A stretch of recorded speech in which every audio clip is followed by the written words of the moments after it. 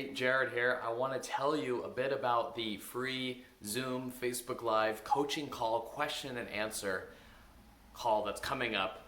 And I have my Brain Over Binge workbook over here, my intuitive eating workbook over here.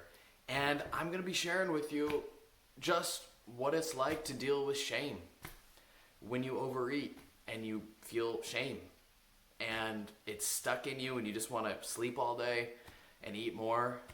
I'm going to be showing how mindfulness can really help recover faster. And the beautiful part, we'll be drawing directly from these books.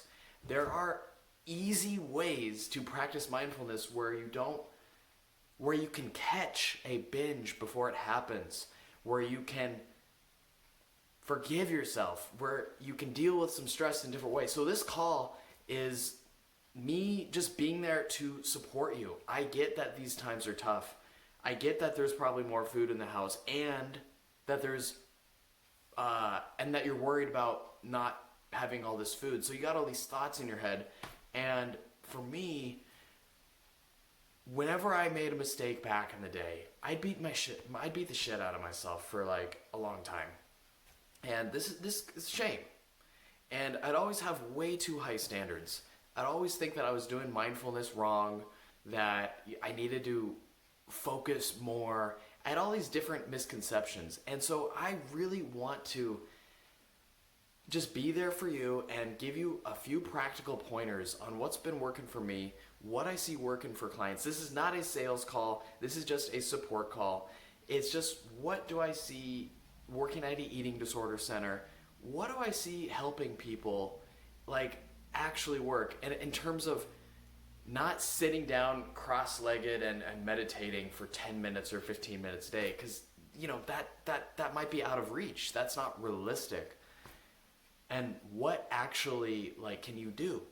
How can you just catch yourself before a binge using a 1 minute of mindfulness? Or even if you don't want to do mindfulness, there are other ways you can discover for yourself. Like my favorite is hand washing. I will, and I didn't even think about this, but hand washing is obviously good for the virus and all this stuff. But for me, I will wash my hands and just put hot soapy water. And there are things like this where you can practice mindfulness and get into a state of flow and get many of the same benefits without this formal, rigid practice. So I know that there's just a lot of stuff going on, that when you're trapped inside and there's this feeling of being trapped, you're trapped with food. It can be easy to go to food. I get that these times are uncertain, and I get that whenever I would make a mistake around food, this is my journey. I would just get caught. I would ruminate. It's sticky. Shame is sticky. And so I'd get caught in shame. And so so mindfulness helps me, it helps others. A practical way of mindfulness helps kind of dissolve the stickiness. So yeah, you're going to make mistakes. You're going to make mistakes. Okay?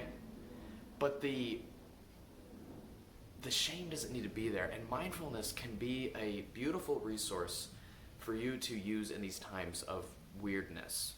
And so I want to invite you just to connect a Zoom call. It'll be on Facebook Live as well. So you can either enter your information somewhere. It should be down below or above. I'm not quite sure where I'll put it.